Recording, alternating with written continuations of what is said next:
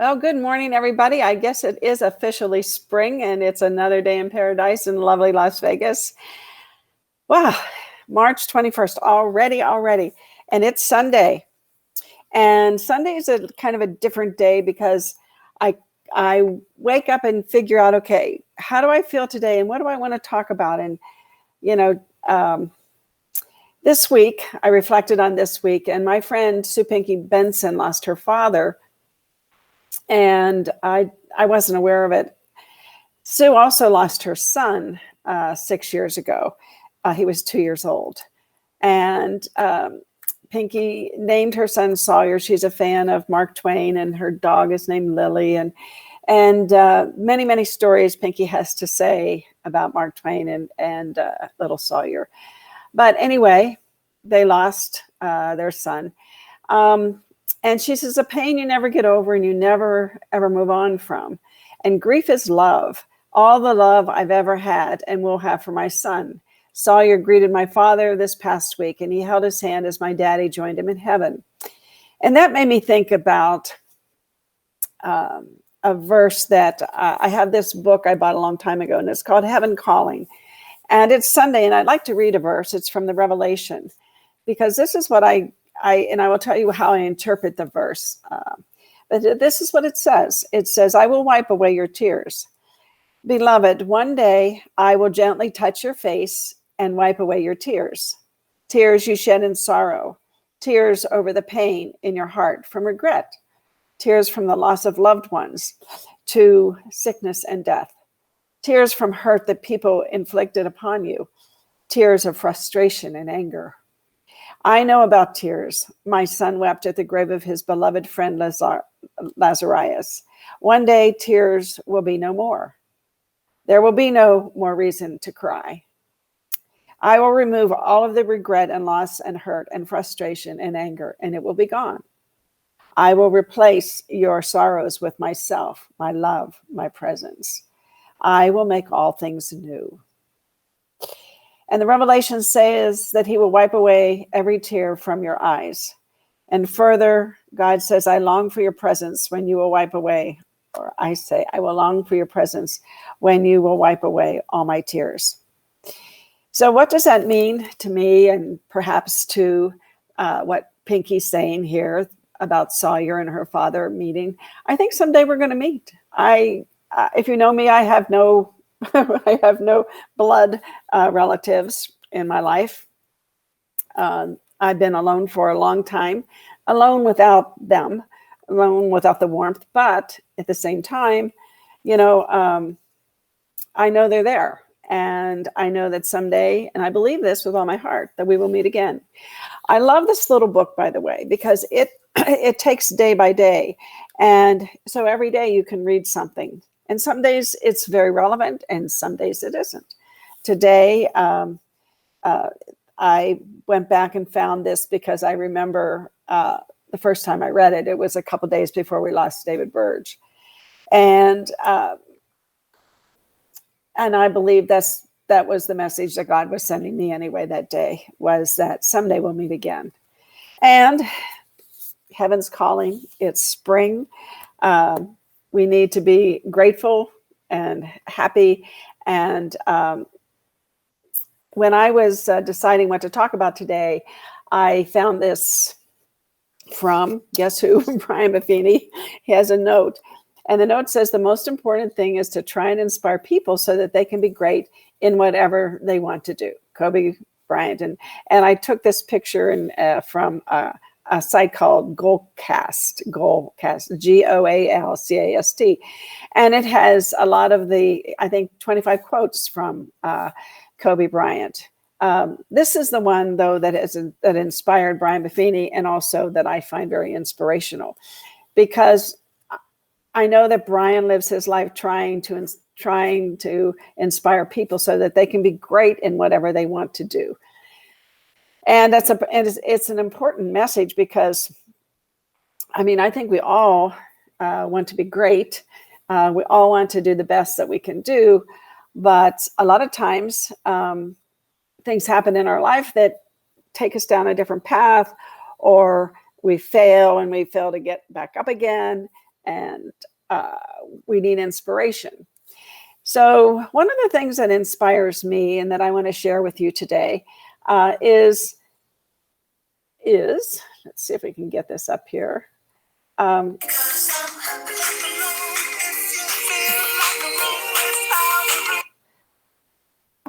One of the things that inspire me is listening and learning.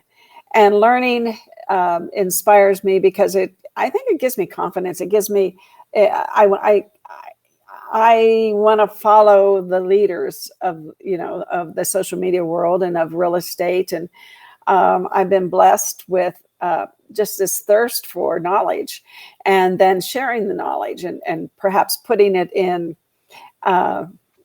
context that you can utilize it to improve your business and improve your life.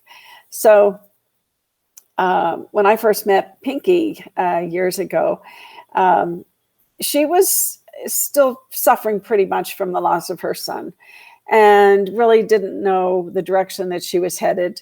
And she and her husband were both suffering. And I say suffering, and I don't mean to be, maybe that's the wrong word, but they were hurting. Maybe not suffering, but they were hurting.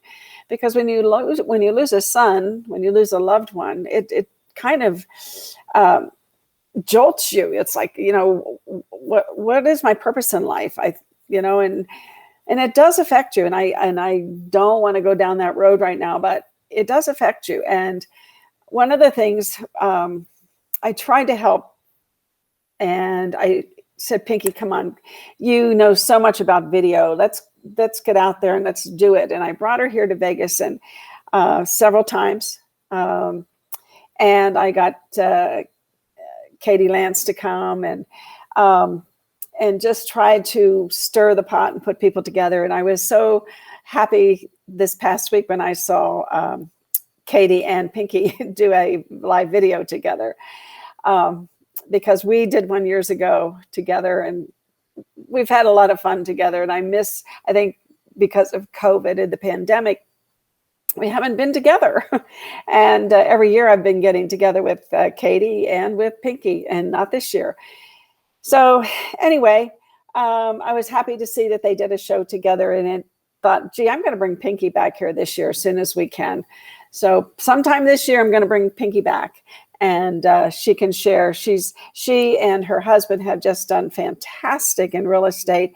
She got back up on the horse, and she's just done fantastic. Josh, her husband, has joined her in real estate, and now I think already this year they've made over $50,000, doubled their business, and it's because she never gave up. She never gave up. She just never gave up. And so today I find this particular video from Gary Vee very inspiring, and I've pushed it up here to the Be Live, and it is an hour long. You might not want to sit through the whole thing all at once, but I would advise that you watch it in bits and pieces, maybe 20, 30 minutes a day for 2 days or something, because there's a lot of good information. And sometimes you have to, you have to listen to a lot of it and then take the bits and pieces that apply to you. But this is one of the ones that I really liked that Gary did. And he talks about things like we care about what other people think, so we don't post. And we're lazy, so we don't post. We get tired because nothing happens when we post, and all those things that happen to all of us. And so today I would just like to play this and see if perhaps it inspires you. Perhaps there's something in here that just lights a spark, because one thing I do know for sure, and one message I want to give everybody before we start this video is this market is going to change. And I know a lot of you perhaps are happy about that because of the multiple offer situations. You're losing perhaps buyers because they're getting disappointed because they get tired of the multiple offer situation and what have you. And at the same time, you need to continue to be consistent with your marketing, whether that's pop buys, sending out personal notes, sending out items of value, doing weekly videos, daily videos, direct messaging people, advertising, whatever it is, you need to just keep on doing it. This market will change, and your efforts you'll be grateful that you did it, because right now it feels like a frenzy. It really does. I think it feels like a frenzy. And some days I wake up and I'm like, I don't know which way to turn, because again, I'm so happy that we're surging and the market's fantastic, but it makes it tough for everybody. It does. It makes it tough for sellers. It makes it tough for buyers. And then we have the pandemic and we have all these houses going on, and it's like, which way do we turn? But one of the things we need to continue to do is to be consistent. Just continue to be consistent. And if you haven't started being consistent, just start today. It's the first day of spring. Let's just spring forward. And you've got, we're however many days we are into this year, almost 60 days going on by the end of this month. The first quarter will be gone in 10 days. So you've got to just begin. What a better time to begin than the first day of spring? So sit down, determine, perhaps by listening to this video, some of the things that perhaps you need to start to do. Okay, everybody, I'm rambling today for some reason. I don't know why, but let's just start and see if we can't learn something here. We really need to have a conversation in here about judgment. The far majority of you will not go home today and start posting more on Instagram and LinkedIn and Facebook and Twitter, not because you don't get, I love when people are like, Gary, I didn't grow up with this technology. I don't get it. I'm like, that's nice, Sue. You didn't grow up driving and you figured it out. It is very cute that you tell me you didn't grow up with this and that's why you don't get it. I am wildly smart enough to understand that you are bright enough to spend 2 hours on an app to figure it out. The reason you're not posting or doing is because there's insecurity about what you're gonna say. You got your perspective. I just wanna be happy. Don't you wanna be happy? The fact that we sit here in 2020 in the maturity of the social web and these opportunities, and there are still 2 platforms right this second that requires $0 for you to start communicating what you want to happen in the world, I think is remarkable. That doesn't even take into account the fact that Facebook ads, YouTube pre-rolls, this new Spotify ad product that is gonna have hosts read live reads like the old radio game for podcasts, Facebook, Twitter's appropriately priced, but everything else I just mentioned to you, the ads are underpriced.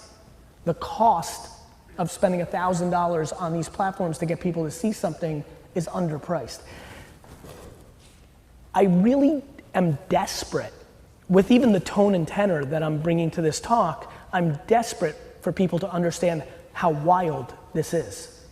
I want to remind everybody, for everybody who raised their hand in the first group like myself, the way you built a business or brought awareness, if you're 43 and older, in the way we grew up, was by spending a lot of money. Ads cost money. Direct mail, newspaper, radio ads, television, that cost money. It was a very high cost of entry to build brand. Brand is the whole game. I think when I analyze what's going on in the business world and with people, I think most people are transactional. I believe, how many people here are entrepreneurs? Raise your hands. I believe the majority of the hands that just went up, that when I look at the delta between the ones who've won and the ones who've won less than they've wanted to, I put them always in my mind into 2 groups. One group is transactional, AKA deeply care about the money in the short term.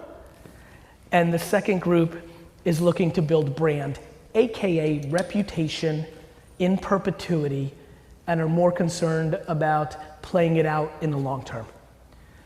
What is exciting for me right now is that this device, like the fact from this young man down and up, every one of us has a device in our hand that is a computer that is actually more powerful than the computer that Ronald Reagan had when he was running the free world. It really is interesting. It really is. I think, again, what I'm really trying to establish in this talk this morning, is I don't think people have quantified the opportunity. I struggle, regardless of circumstance, with people dwelling or complaining in a world where the internet is free, has no idea who you are, could care less, it's right there, and it becomes a game of skill, not necessarily finances, to actually win. It's interesting to me. It's interesting to me that you can be in the retail business overnight by setting up a Shopify account, which costs nothing, when that same action to sell something 30 years ago meant that you had to sign a lease and build out a store and rely on the local traffic that walked by. It scares me and excites me that the biggest music company in the world, Spotify, was built in Sweden by a kid. And on and on and on, and you've heard every story. But more importantly, for every ridiculous story we've seen of Instagram or Facebook or Uber or Spotify, there are hundreds of thousands of stories of people with wins that are micro versions. I actually think the most unhealthy thing in entrepreneurship and opportunity is the big stories that everybody thinks they have to build $1 billion company. I think we do not talk enough about the practical $150,000 a year, $300,000 a year, $700,000 a year business that you genuinely love what you do and you can live your life being happy and financially sound, and what the cost of entry to be able to do that is in today's environment, which once again, let me say it very slow, between putting out a media company, if you decide to put that on a WordPress or a Squarespace, a retail company, on the back of a Shopify, you could start a radio show that is global on the back of just uploading something you record on your memos on your phone and upload onto Spotify and Apple and SoundCloud. My friends, distribution is free. I know it's a nerdy thing. Like, it's not like some big profound statement, but let me say it nice and slow. Distribution is free. It used to cost a fortune. Now what you put inside of it is the variable of your success, not your financial capabilities to create the distribution. You have to, like, I wish we could zoom in. I literally have goosebumps on my neck right now. No, but really, I really do. It's like a very, I will live my last breath trying to get people to understand this is remarkable. This is a game of perspective. Are you educated or capable of seeing it from the lens that I'm speaking about today, which is the barrier to reach the end person? Whether you're a financial advisor and trying to get to a client, whether you sell bow ties, whether you want to be, how about the fact if you want to be a professional football player and now there's all these websites where you can upload your film because the scout didn't come to your tiny, tiny town and now you actually can be discovered. Like, everything has changed. My question and my dream every time I speak is, can I get one person in this room to get their piece? For me, if you are not disproportionately happy sitting in this room professionally, which will trickle into your actual life, you have to take a step back and understand this perspective. So I think we're living through the greatest era ever for opportunity. I think it's on the back of the current internet, which is wildly visual. I'm very aware that the audio revolution of our society is coming. What do I mean by that is, how many people here have a Google Home or an Alexa in their house? Just raise it high, I'm curious. Raise it high, I want people to see this. Google and Alexa, look around. It's a real number. Now, granted, most people are just telling jokes with their Alexa or listening to music. But I want to remind everybody that the first killer app on the iPhone for the first year was that app that looked like you were drinking a beer, if you remember. It takes some time for the apps to catch up to the platform. But we are all very close to being in an era where we order a pizza or where we get our plumber or how and where we navigate by talking to a voice device, not to our phone. As voice becomes the platform and less happens on this, which seems foreign now because we all live in it, but I want to remind you we used to not live in it, and I want to remind everybody here technology likes to move. When, not if, when you start doing a lot of things that you do on your phone right now start happening on a voice device, it will no longer be visual and written, which will lead to less opportunity to grab attention to the current opportunity landscape which I'm gonna remind everybody is quite remarkable, because if you've got a local bakery now and you can do a really good job on LinkedIn and TikTok for free or on Instagram with money, when in a decade we go into voice and I say, Alexa, send me 6 muffins to the office, Amazon gets to decide which muffins come to the office. Now, if you did such a good job building brand and I knew about Carol's muffins, and I said, Alexa, send me 6 Carol's muffins to the office, you've now accomplished your task. I spend 100,000% of my time on brand. I want people to know my name. I want people to know the name of the things I do. VaynerMedia, my agency. When we killed Mr. Peanut yesterday, which a lot of you heard about, that is us doing brand. That makes you think about Planters. You weren't thinking about it prior to what we did yesterday. We think about it. It's all brand. And so I just want you to get your long tail of it. And this is what's led me to the most interesting conversations of my career, because as a businessman, I never thought I would get into categories like parenting and insecurities and self-esteem.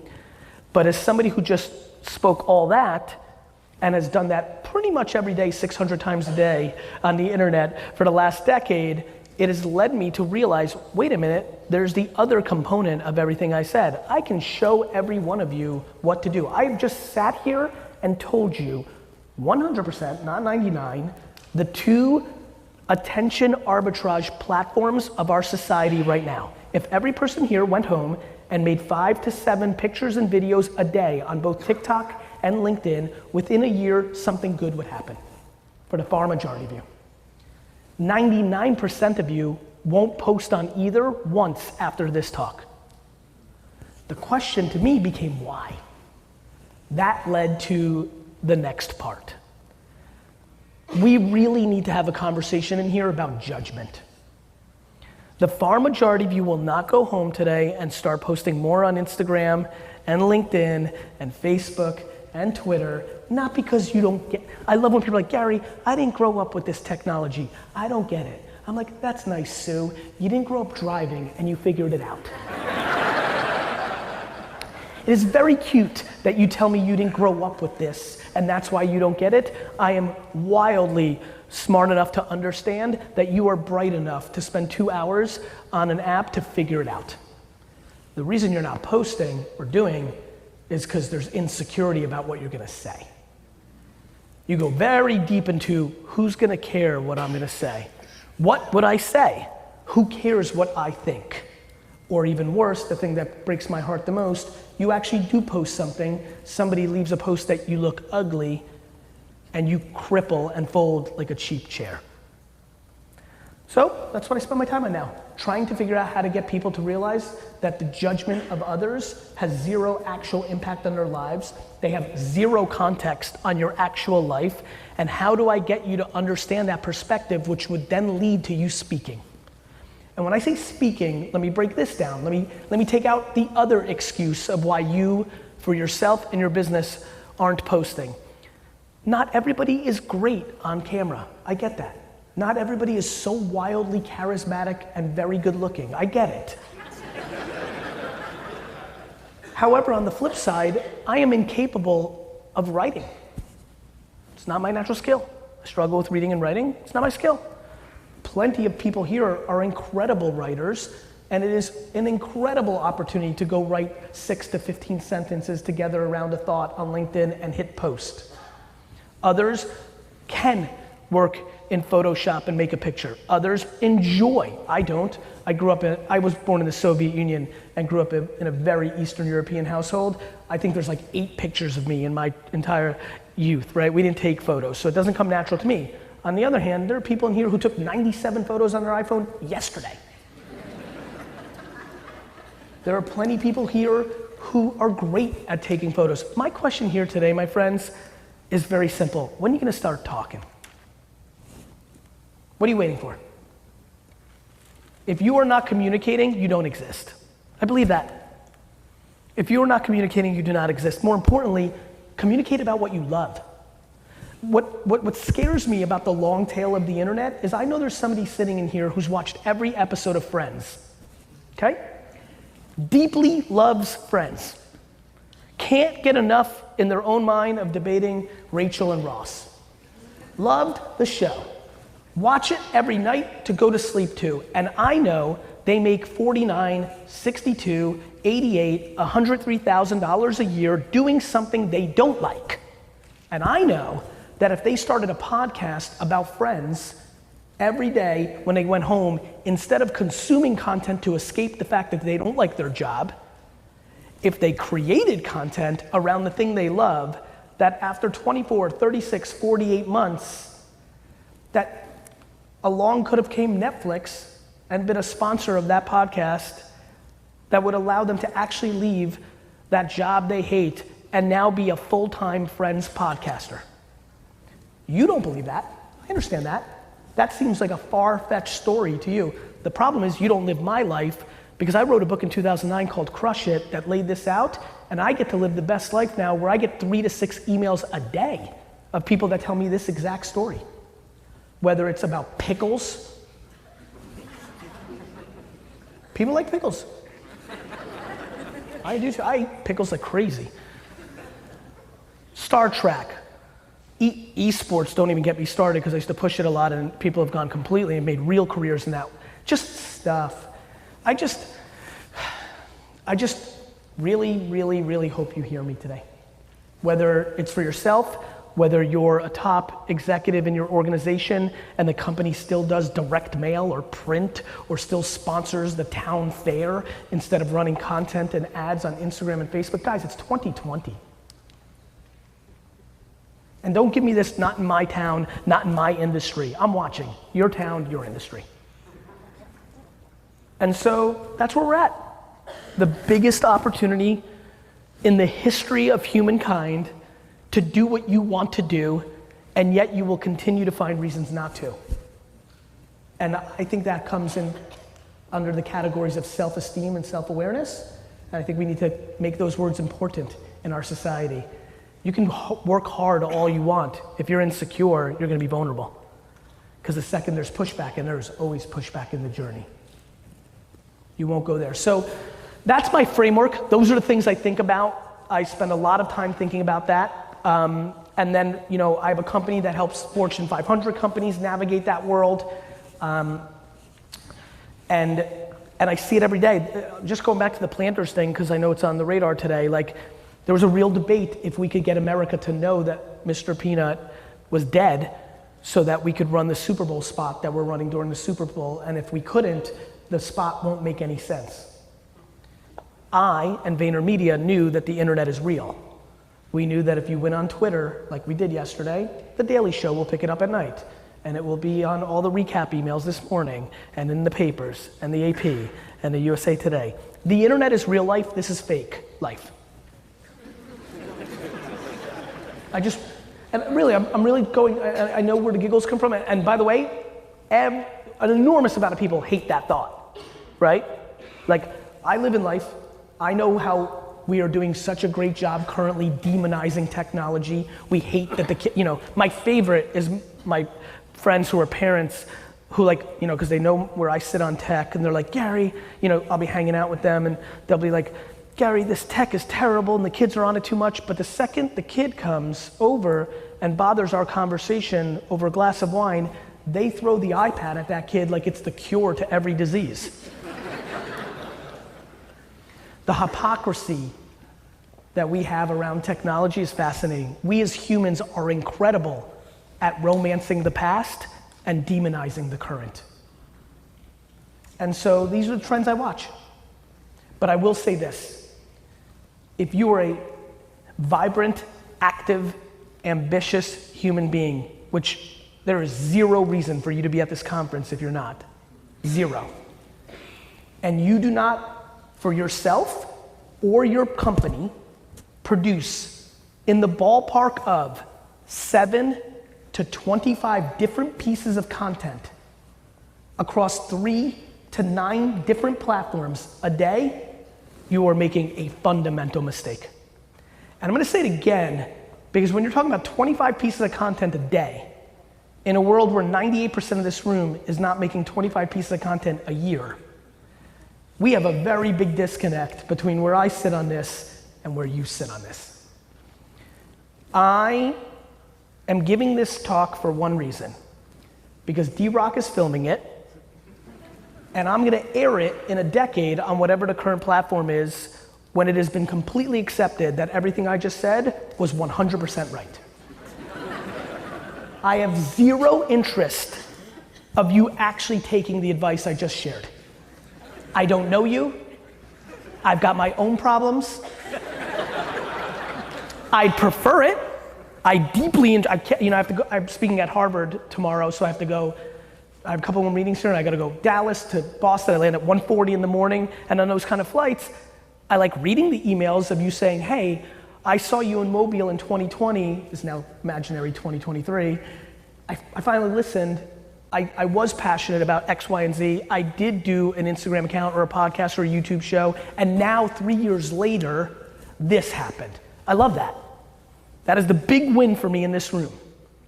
But you won't. You won't. And I know that because I've lived this life now for a while. You know, what is more likely is you're gonna email me in 6 years and say, I wish I did, because this happened. Because I was the leading lawyer in town, and this other person who's not even, you know, the emails are funny, right? Gary, I mean, they come in all shapes and forms. Gary, I wish I listened to you. And you start reading it, because I want the qualitative feedback to learn, right? Heard you 4 years ago at the Atlanta Business Summit. You said the thing. I didn't believe you. I thought you were loud and obnoxious. I'm not cursing today because Nagy asked me, but you cursed. It turned me off. I'm a Jersey boy. Meanwhile, this upstart kid, he listened to you, and then my favorite line, no matter what it is, lawyer, doctor, real estate, he's not even good at being a lawyer, but he's killing it on Facebook and he's hurting my business. What do I do now? And I smile. I smile the same way that I saw some of the kids on the field yesterday that didn't go with Vayner Sports, that we know we were in the final two with them and they went in a different direction. I see them, I root for them. I'm a kind person, my mom did a good job, but I'd be lying to you if I didn't say when I look at their faces, I smile knowing they made the wrong decision. Because I love merit, I love sports. You either make the right move or you don't. I've already won by articulating my thoughts here today. Either you're gonna actually use this talk as the final piece to actually get out there and finally do this, because you cannot be in this room and not know what I'm saying is actually right. Or you're not, and then you lose, and then I get to see you, because they're both good. I did it or I didn't do it. I both enjoy, because I actually love the merit of the game. I mean that. So, I hope you do it. I don't need you to do it. As a matter of fact, I'll get really technical on you. A lot of my smartest friends always ask me why I do this, because if these people start making content and start running ads, it's gonna be harder for you to build what you're building, Gary, and they're right. The feed of Instagram, Facebook, Twitter, it's just one feed. It's just supply and demand. If all of you start posting, that's just more content, less attention, less opportunity for me to build what I'm building. That's where it's going. So I hope I've articulated the punchline. I don't think I'm supposed to be doing Q&A now, but to be very frank, I gave Nagy the no cursing. I'm taking the Q&A, so I'm gonna take a couple of your questions right now. Thank you. Because to be frank, I think I've articulated my point. And it is the point. I was a terrible student, but there was one class I was decent at, it was called history. And I finally figured out why. I like history because I know that things repeat themselves and humans are consistent. And I like context. If you listen to my talk right now and immediately ran home and read a book or articles about the transition of America from the radio to the television, everything I just said would make sense to you. My friends, we have transitioned from the newspaper and television to the internet. It's happened. It's not going back. I'm sorry. It's not my fault. It has happened. It's never going back. This is why the mainstream media will always be wrong about their predictions, because they look at the wrong data. They will always be wrong. Watch it again. They'll always be wrong. It's why big companies, why my company's exploding, because they worked with other agencies from like the Mad Men era. They're always wrong. It's based on subjectivity, politics, ego. We're here. I want you to take advantage of it, because if you don't, somebody else will. There's 330 million of us out here in this country, and 7.7 billion. Yes, sir. Yeah, so Gary, if a person runs a company. What's your name? My name's Brent. Brent? Yeah. Nice to meet you. A person runs a company, and of course they have their own social media platforms and accounts. The company. I have one for They're personal. for their business. How do you divide up the kind of content? Do you cross-pollinate there? Yes. What would you recommend to a person? Brent, I think you can do both, right? Like I do, I'm Gary Vee, but my family wine business, Wine Library, has an account. Empathy Wines, my direct-to-consumer wine brand, has an account. VaynerMedia has an account. We cross-pollinate. Obviously, if you're a big personality, and big comes in a lot of senses. Let me rephrase, I'm not gonna use big. If you're a personality that brings value in whatever shape or form, you're gonna see more following. People like to follow people over businesses, but it's all about value exchange. But yeah, you'll appreciate this, but there is no right or wrong. Really, there's not. I would say the only thing that you can do wrong is not being yourself.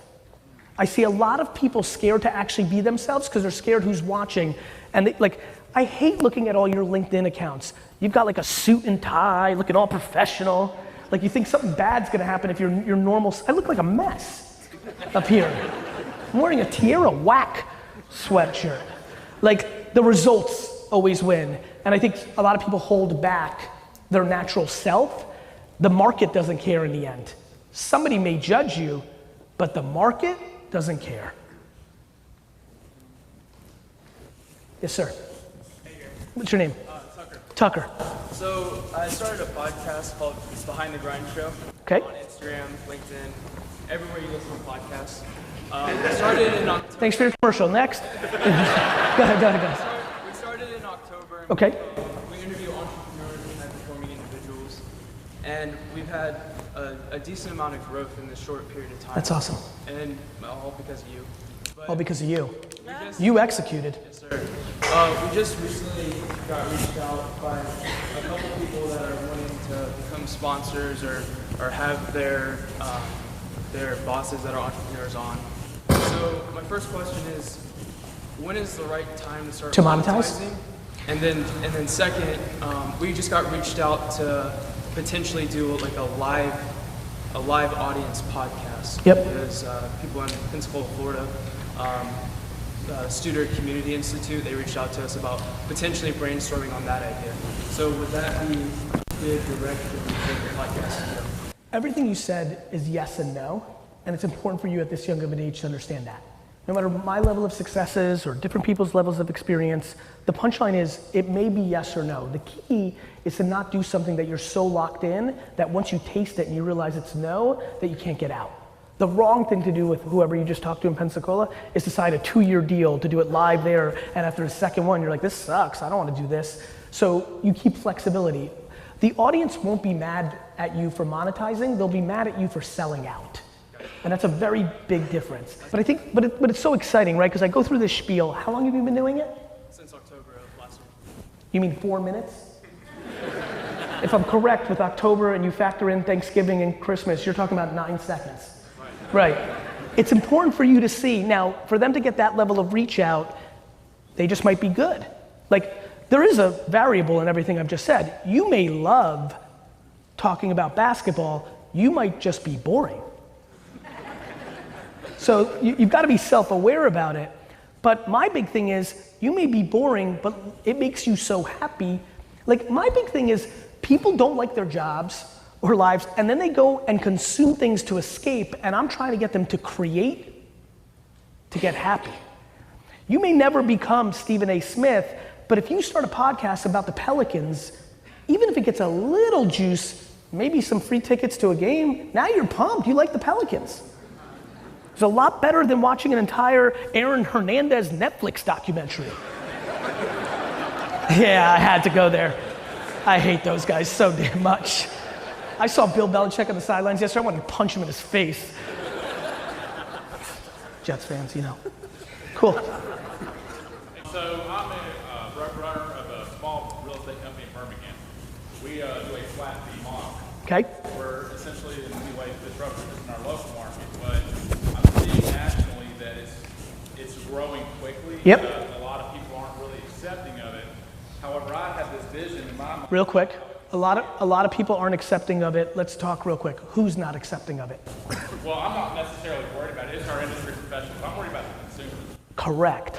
The people that aren't accepting of it are the ones whose commissions and margins are getting affected. That has nothing to do with the end consumer. I haven't had a single competitor ever love me. I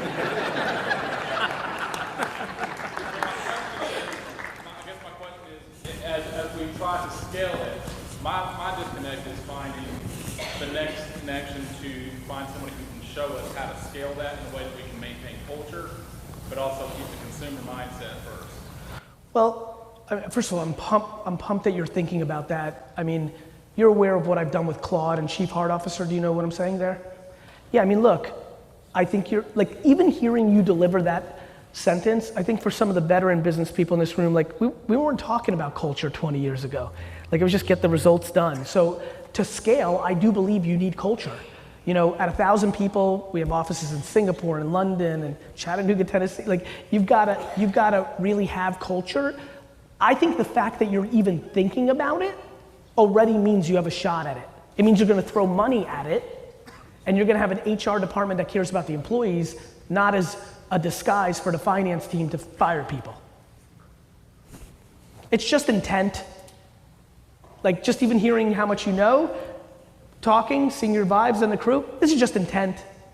The reason I always win is because I have intent. My employees first, my customers second, me third. That's a very easy way to win in business. I think we all know that's not how most people do it. And if you're sitting here right now and saying, me, I'm gonna start this business to buy a boat. 2, customers, because they're the people that are gonna give me money. 3, employee, you're gonna build a very small business. Yes, sir. Yep. Stand up, bro. Don't freak out.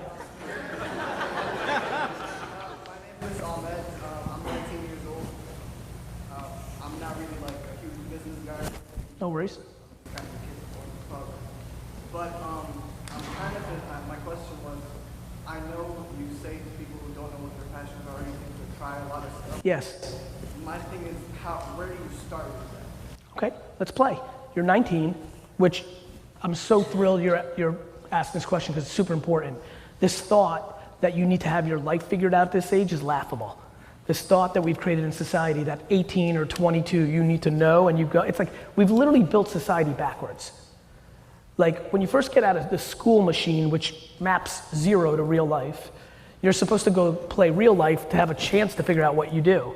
So where do you start? You start with what are you consuming and paying attention to when you have leisure time? Do you play video games? Do you listen to music? Do you like to go out and eat weird food? What do you like? That's where you start. So what do you like, Ahmed? Like, what are you about? I'm kind of a geek. I like things like comic books. Good, let's start with comic books. Do you want to create comic books? Do you want to sell comic books? Do you want to buy comic books and flip them? Do you want to work at Comic-Con? All of those things would be a good place for you to start. Cold email and DM 850 different people that are players in the comic book world, and one of them might reply to you and that starts your career. Like you could literally work for Funko tomorrow. You could literally work for Marvel tomorrow. You could. You just have to write 137 compelling emails and DMs and LinkedIn things. What's up, brother? Yeah, bro, you can literally do that. Who's 43 and older? We couldn't do that, Ahmed. That's not how it worked when we were coming up the game. You didn't just like say, that actually ironically, once in a while I come across an OG who's like, actually I did do that. I wrote 800 letters. It took 2 months for me to get a response instead of 2 hours. But yeah, man, I mean in the comic world, there's the movie aspect, there's the actual skill of it.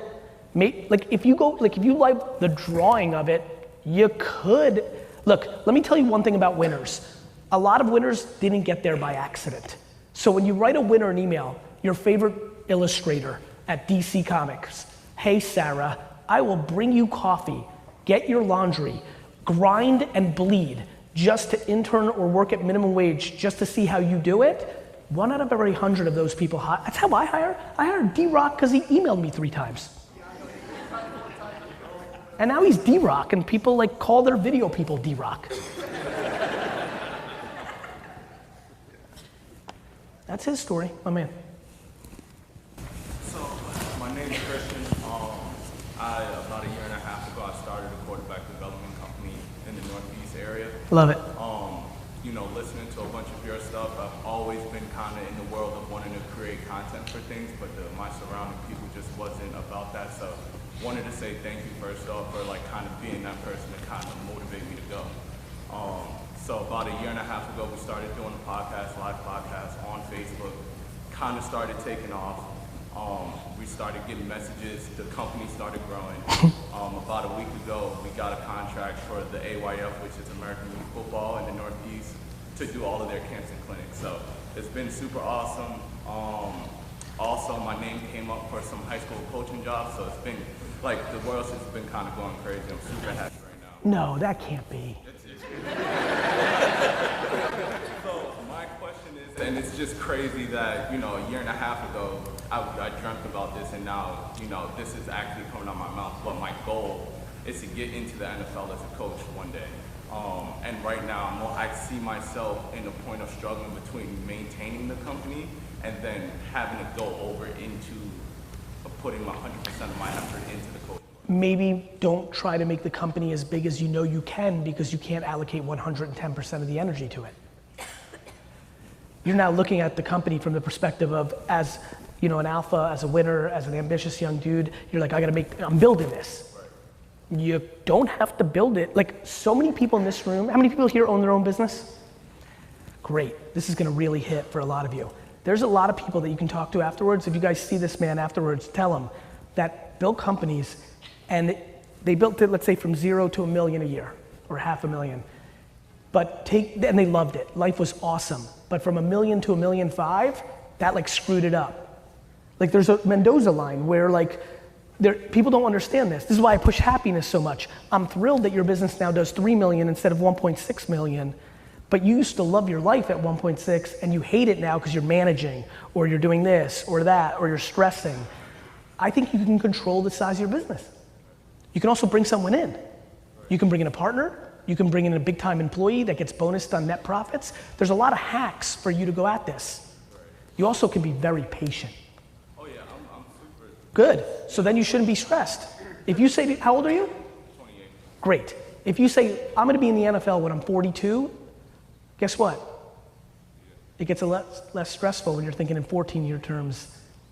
It gets a lot less stressful when you're not reading other headlines, when you hear some 26-year-old got the look to be the number 2 on the offense at the Bengals. All of a sudden you're frustrated. Don't worry about anybody else. Just like those friends around you that were like, nah, that won't work. Don't worry about the 26-year-old whiz kid who's on Buffalo right now. That has nothing to do with you. Take it from 44, 42 is plenty young to get your first NFL coaching job. You understand? Our relationship with time is something we really have to start talking about in a society. It will take a ton of anxiety out of the system. Bro, in 18 months, you've accomplished more than a lot of people ever accomplished in their life. Got you, bro. Yes, ladies. Lady, either, whoever. I'm a financial. What's your name? Rosie. Rosie. Okay. I am a financial advisor. Okay. And I'm new in the business. I've only been in it for 3 years. Okay. But I'm the only female in the office. I have no offense to the white-haired men in the room, but I have an office full of that. Yep. So they don't understand. So we need to be doing this. We need to be doing that. And the other thing that we face is because it's the financial industry, it's very heavily regulated with what you can say and can't say. I'm very aware, but people use regulation as an excuse to not do. Well, that's what I'm saying. Like, so how do you combat? You execute. How should I combat the? By not talking to those old dudes. Very simple.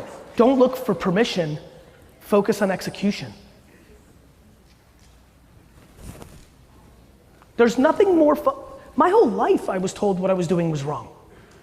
It was crazy to launch an internet site for a liquor store in 1996.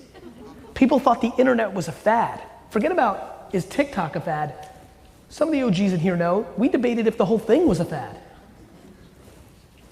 Right? And then I did email instead of catalogs, and that was not smart. What's email? And then I bought Google AdWords, and I was spending more money on Google AdWords than I was spending on direct mail and newspaper ads, and that was stupid.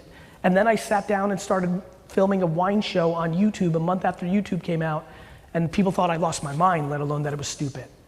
And then I took all the money I had in my life, that I saved my whole life, and invested in Facebook and Twitter 5 years before they became public companies. And all my financial advisors and family and everybody else thought that was stupid.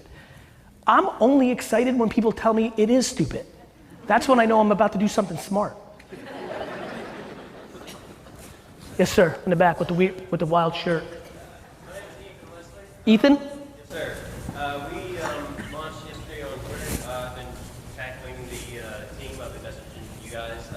You said you launched yesterday? Yes, sir. First day? Yeah. Epic, go ahead. About escapism. We are going to be a platform that networks people that are afraid to complete their dreams or pursue their dreams or doubt, basically everybody's free. Okay. I started watching you last year and I was Sigma. And so I want to build a platform that people can achieve their dreams because, well, I've always known that I could and I lost it. And so essentially why I'm here is I want to schedule a meeting with you. It's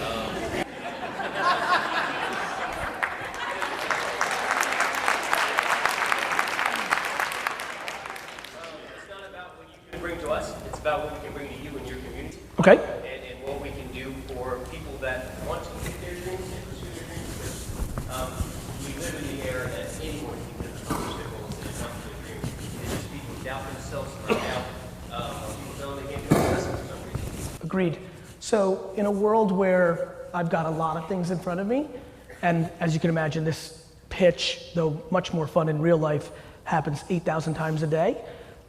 Here's what you need to do. You need to email me. I'll read it tonight because I have long flights, Gary@VaynerMedia. You need to put in the title, I'm the dude with the weird shirt that launched today. Because then I'll see it, right? I'm the dude with the weird shirt that launched today. And you need to articulate what you mean on the value exchange. And then if it's there, I'll fly to New York. Good? Yes, sir. Will? I own an MMA apparel company. Awesome. And so my idea for advertising, because you said it's skill or finance, and I'm just kind of wondering if this is like a good idea. I'm listening.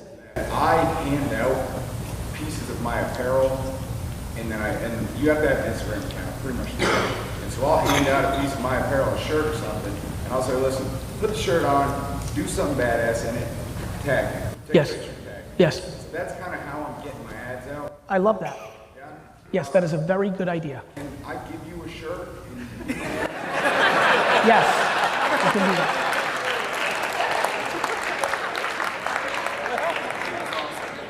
You can definitely give me a shirt. Is it a medium? yeah, it's a large. I won't wear it. Somebody else will take it? No? Get me a medium and I'll wear it. I'll get you a meeting. Where am I going to send it? Where should he send it? How should he do it, D-Rock? You know what? D-Rock's right in front of you. Messaging you on Instagram. Yeah, I get 80,000, he gets 8,000. It's all screwed up. D-Rock will give it to you right now, the info. Like, D-Rock, send it to Attention Lou, and then I'll wear it. All right. And can I get a picture? Yeah, you can get a picture. Yes, please. Then you gotta press the top button. Real pleasure, man. Yeah, dude. This guy's fucking huge.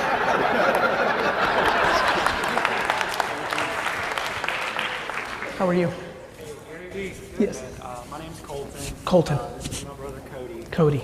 And we come from a father-son company. Our dad started a B2B medical distributor like 20 years ago. Okay. So now we're kind of taking that over. Okay. We still do a lot of direct mail. Yeah. A couple thousand pieces a month. We started LinkedIn this year. Yeah, what are you seeing? What's that? What's happening on LinkedIn? Good. So we've got about 4,000 followers. We get about 5,000 views on our videos How often are you posting? once a week. Once a week. So we need to do 9 a much day. more than that. My question is about targeting. Yep. We're all B2B, so we I'm need to very aware. live and breathe LinkedIn. As you know, you can run LinkedIn ads against people's job descriptions. Okay. Have you done that yet? That was my question. Yeah. Is that something What- we can understand ourselves? And Yeah, learn? I got a great way for you to learn this. I'll give you guys, if you guys want to learn this as well, I'll give you the website. It's GOOGLE.com.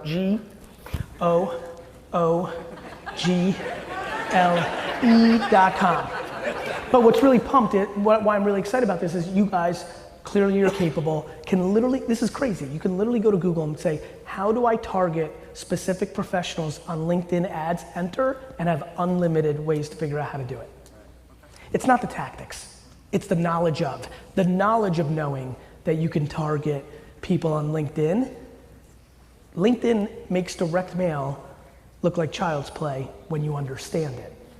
Then when you really understand it and you realize that you have to do different content for different doctors in different sectors, in geographic, gender, race, mindset, it gets real gnarly.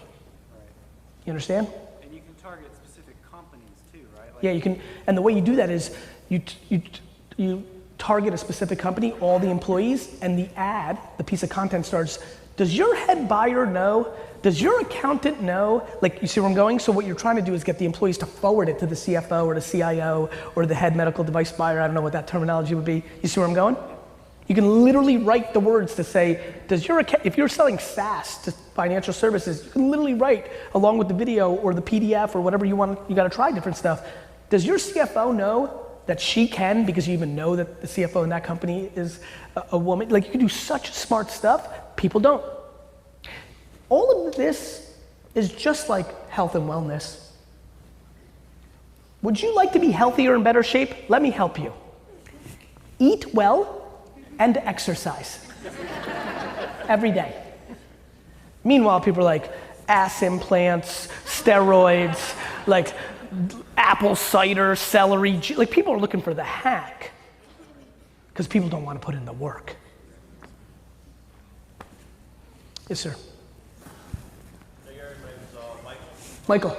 25 from Scotch Plains, New Jersey. Get out. Yeah. That's awesome. I see you go garage sailing all the time. I go to Scotch Plains. By the way, that's my favorite other thing, side hustle life.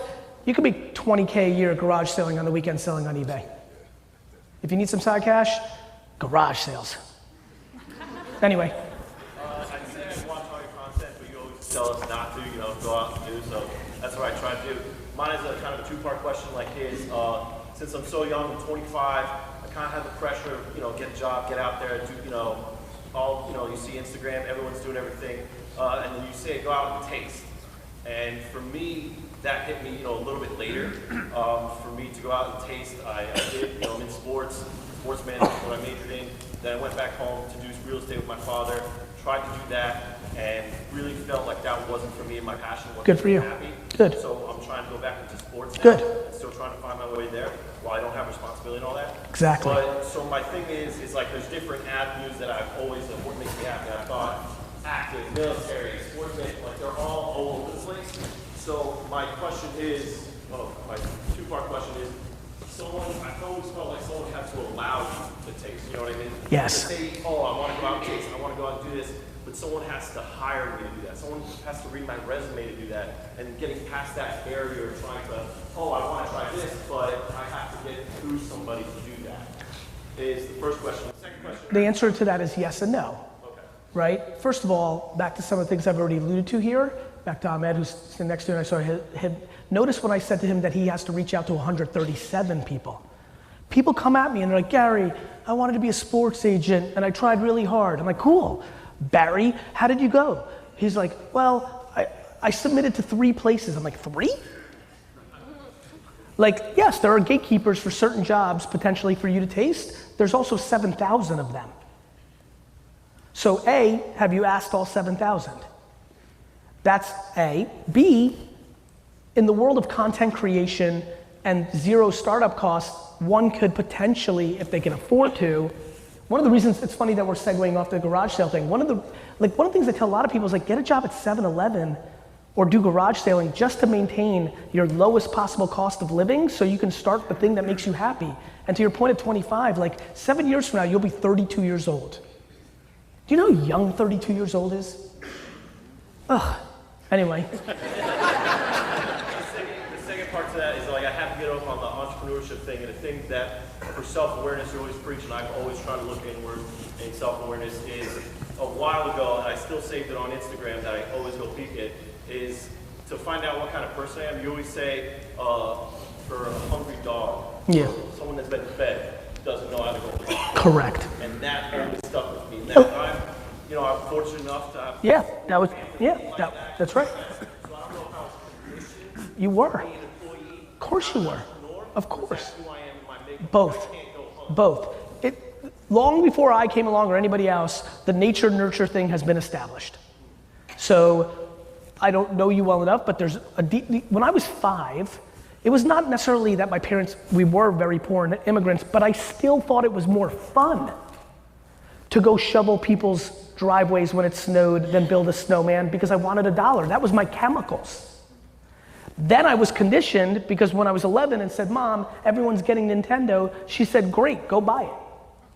I was like, all right, gotta go to work. So for you, potentially, it's the complete opposite, which is amazing. Maybe you didn't have those chemicals, and then on top of it, you had the great fortune, and there's nothing wrong with that. None of us picked our paths where you were fed.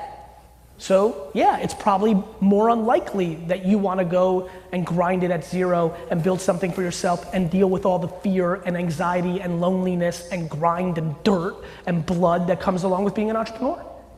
Not the popping bottles and flying in private jet entrepreneurs that you see on Instagram that are completely full of shit. Sorry, Jim. You got it, brother. You've been a huge inspiration for us. We created a content creation, videography, photography company. Love. Social media. It's actually our 2-year anniversary, so it's great. Congrats. First, my question is, you talk about posting a ton of content. Yes. On multiple platforms. Yes. And a lot of times we don't know what to post. Yep. And one thing we've seen, and I want to know if it's a small sample size or if it's something you see too, is a lot of times when we post personal content, personality content, whether it's like Freestyle Friday or XYZ, it gets a lot more attention, comments, shares. Humans like humans. Yeah. And is that something that a lot of us should be focusing on too as we build that brand? If you like it. Yeah. A lot of people are very shy and introverted and don't like the attention from other humans. I don't think they should be making videos. Yeah. Second part of the question was, can we take a selfie with you? You can. Real quick, because I want to give an answer that will help a lot of people. Did you ever see that interview I had where I came up with the first time of documenting, don't create? I really think people need to think about that. Just make. People overthink. They think they have, even the way you structured it, you're like freestyle, you're making everything like shows or structuring it. Stop thinking, start making. Cool, get up here. Let me get on this side. Yes, ma'am. Hi. I'm a Jersey girl. I Love. went to Rutgers and worked in football there. Love.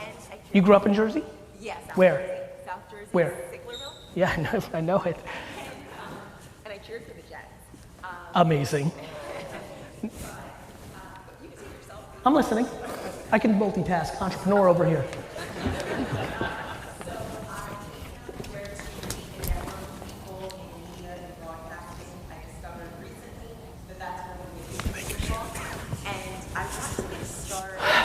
I met so many people here. I was just saying hi to everyone and just putting myself out there. Good for you.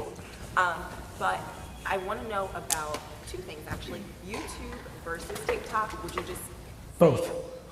Got it? Thought that was going to be the answer. And 2. But know this, TikTok is a crazy place right now. Yeah. In a great way. In a great way. I have given the same advice my whole life. I am very basic. How many people here follow me on Instagram? Thank you. So you guys know, I love putting up videos 10 years ago, a little chubbier, younger version of me saying the same stuff I'm saying right now. So I'm saying that for the people in the room that don't know me.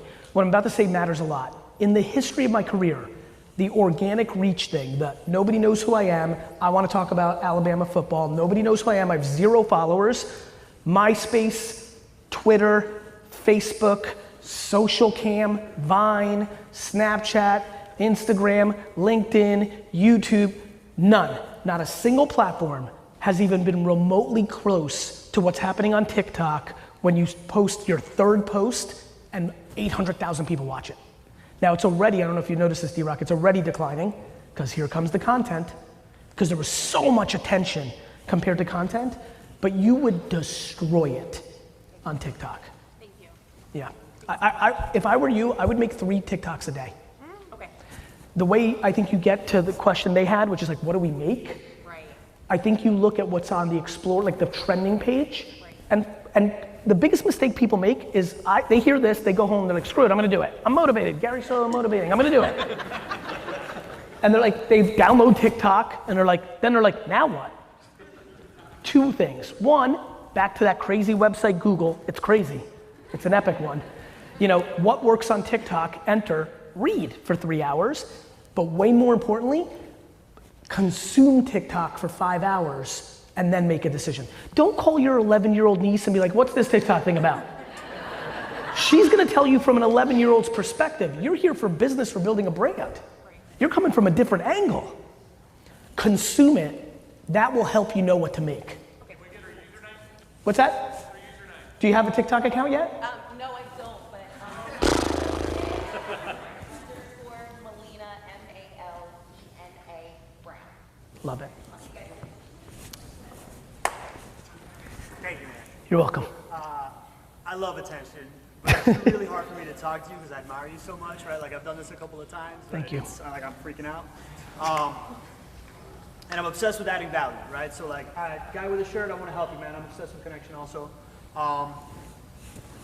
As you know, as I came into your content, man, and how you're like the Pied Piper for you don't have to be a jerk to win, and empathy, and like the alpha guy that preaches, you know, Kindness. value and kindness, and it's what I've been doing all my life. So I dove in 2 years ago. I'm like the butt of your old joke and like the hero story of the new thing, right? Like coddled by parents. I had to completely unlearn that. Like my man over there, you gotta unlearn it. You gotta like get vulnerable, get dirty. You gotta eat. You know, like I don't want to cuss because I know that you're. Nagy will beat us up. Yeah, he's tough. And then restart again and iterate, right? That being And said- real quick, I apologize. Let's not demonize, like none of us picked our spots. Like I didn't pick like, hey, I'm gonna be born in Russia and then come to America. Like, let's definitely not over demonize people that had great fortune of being in a situation. They just have to decide what they want in their lives. Like, you know, we really need to deploy self-awareness. Not everybody's supposed to go on and be an alpha #1 and build something big. Like there's a lot of ways to skin it, but nonetheless, I just wanted to add that because I didn't want that theme to get too far away. Keep going. Cool. That being said, man, the big like connection point for me, I'm like yelling so because I'm Hispanic and I yell and you're close, whatever. The big connection point for me was like when I realized that content is like networking on steroids. Everything Correct. that you do person to person, Correct. you can like put on content and put it out. Yes. And I'm learning so much from you, and then I'm like reading the Steve Jobs book, and I'm like, bro, I'm just learning from you like it was an audiobook every day, all the time. That's the plan. You know, like For free. And then you release a library that's searchable. Yes. Right? So like I just wanna, man, I want you to like talk about that searchable library. Okay. It's so valuable for people that can see that, and how do you put that together? Because there's 2 people, the people that can't make content, and the people that make a ton of content and they don't know what to do with it. So to categorize would be amazing. So, thank you. And I So, don't want to give you a bean. please. I know you like beans. I do. And This is from the charger that we gave you last night, bro. I love it. Thank you, man. You're the Thank man, you. I love you, bro. So the search engine, we transcribed all my words into metadata from every single video I've ever put out in the history of my life, and then put it into a database and made it searchable. So we have a search engine on our website. I'm still not even promoting it. You know what's so fun about playing the long game? Like, you're hardcore enough in my content that you know it exists, because I promoted it for like 1 day. I don't even really know where it is. I think it's on my website. Like, I believe it's gonna be the biggest thing I leave, because the earlier thing I talked about, which was like the voice device. Yeah, of course, I heard. You know, I'm so excited that I'm gonna have an Alexa skill in 10 years that's gonna allow you to be walking through the kitchen or in the office and say, Alexa, I need to speak to Gary. And you'll be like, Gary, what should I do when a manager is doing this? And I'll actually reply because the data has been structured. That's gonna be rad. So that's why I did it. That's what I'm anticipating. That's what we're building. And I think a lot of people are going to do that with audio information. I think we love speed. There's a lot of things you're doing now that you said you would never do because you like speed. Many of you here 10 years ago said you would never text. You now text. Many of you 5 years ago said that you would never use emojis, this is stupid, and now you send poop emojis, right? The reason you do that is because of speed. The emoji is literally this is quicker than okay. All of you are gonna use voice devices in your home and office because it's gonna be faster. That's all. We choose convenience over everything. We don't care about privacy. Everybody loves talking about privacy. You guys love talking about privacy. What about privacy? What about it? You put your credit card all over the internet all day long. The IRS was completely hacked. Every single social security number in this room has been compromised. What's happened? The Russians kidnapped you? We don't care about privacy because it's fake. We love convenience. Yes, sir.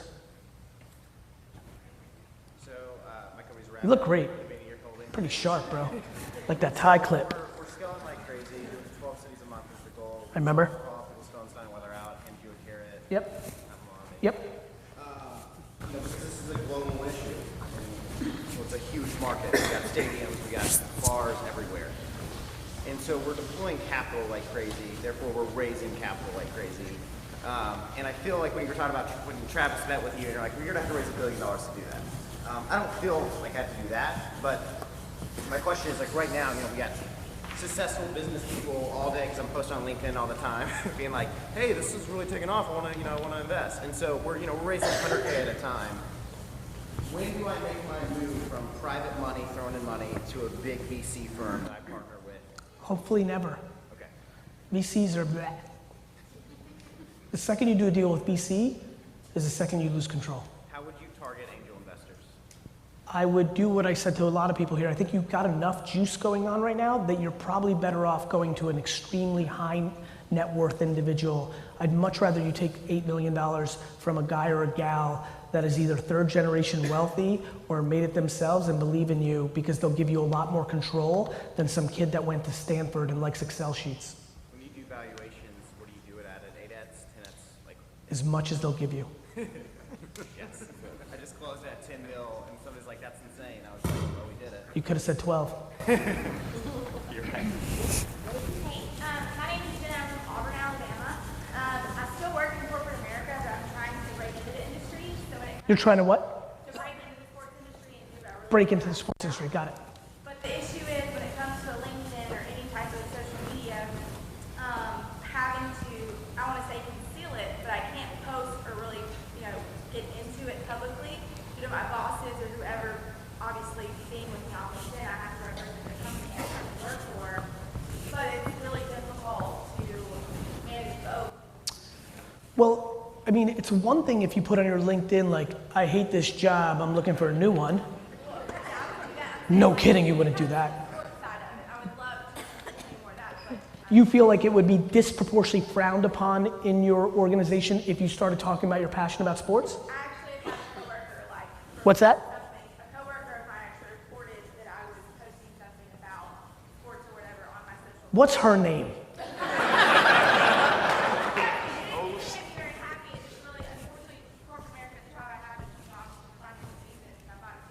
What about getting a different corporate job?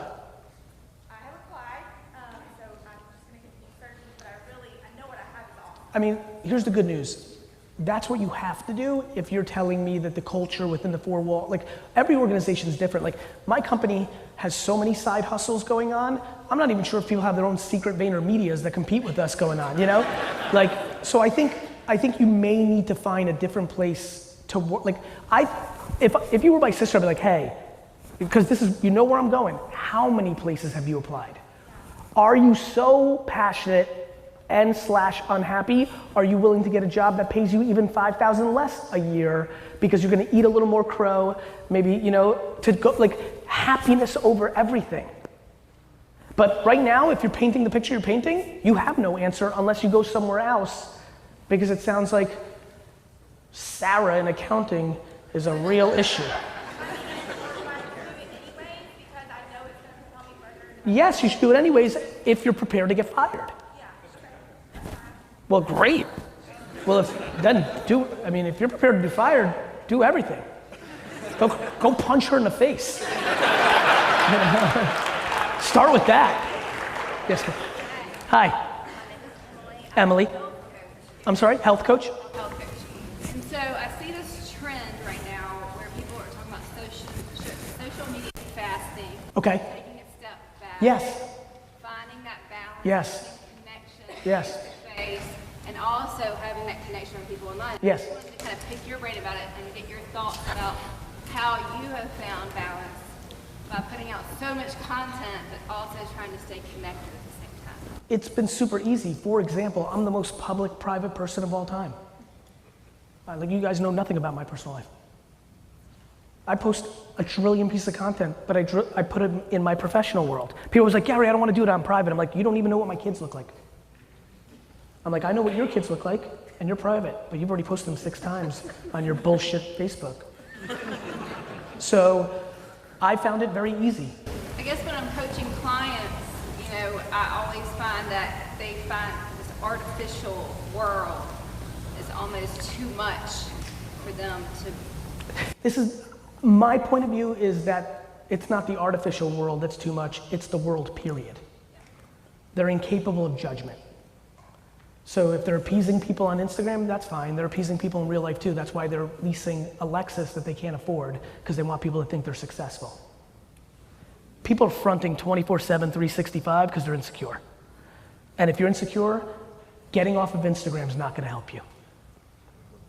Why don't we take the conversation up a notch and talk about why you care about your neighbor's opinion or your mom's opinion?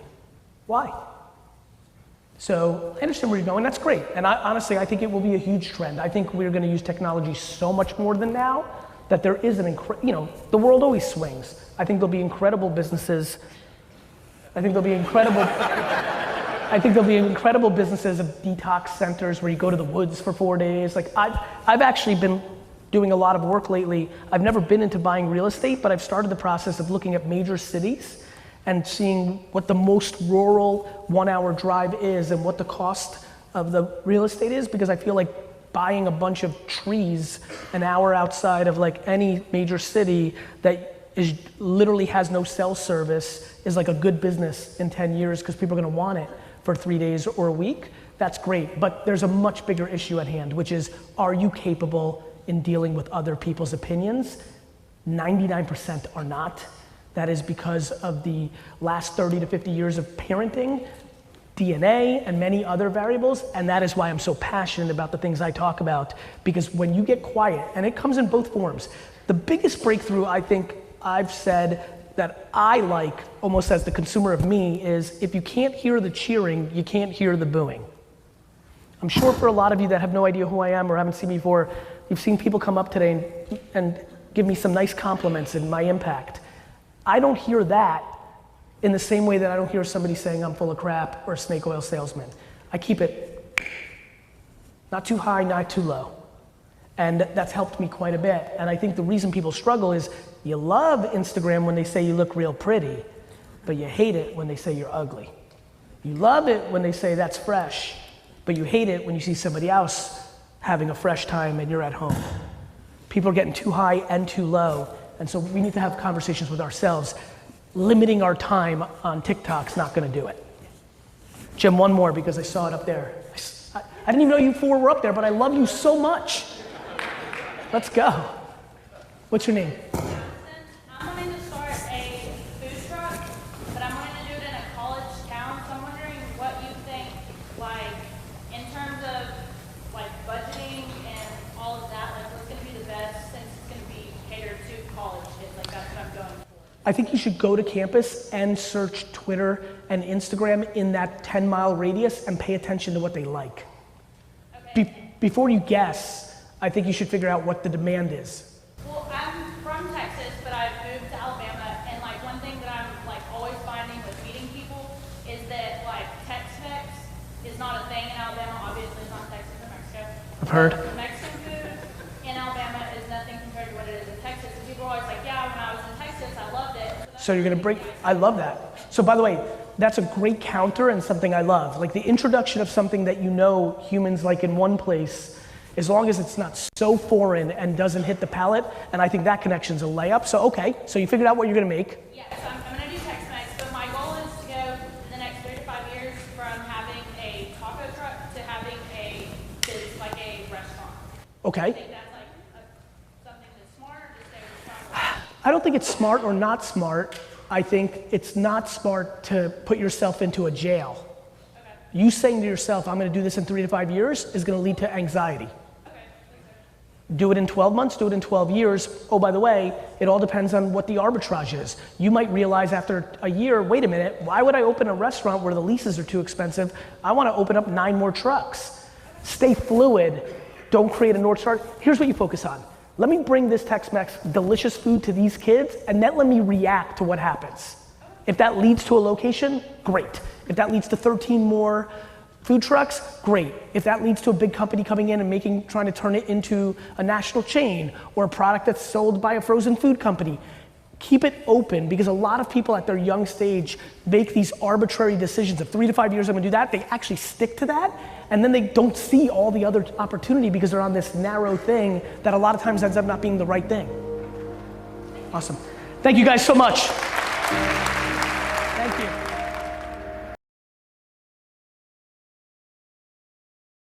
Wow. If you stuck with me long enough to go through this, it is really, it's got packed with information and hopefully some inspiration. Don't know if anybody stuck with me that long, but you can always go back and watch this.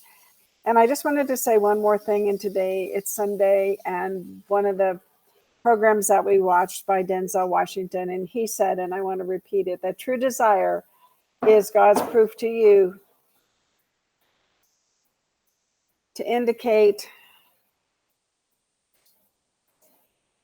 it is yours already. Claim it, work hard to get it, and then when you get it, reach back. Teach one for each one. True desire is God's proof to you to indicate it is yours already. Claim it, work hard to get it, and then when you get it, reach back. Each one, teach one. Have a great Sunday. Talk to y'all later. Bye-bye.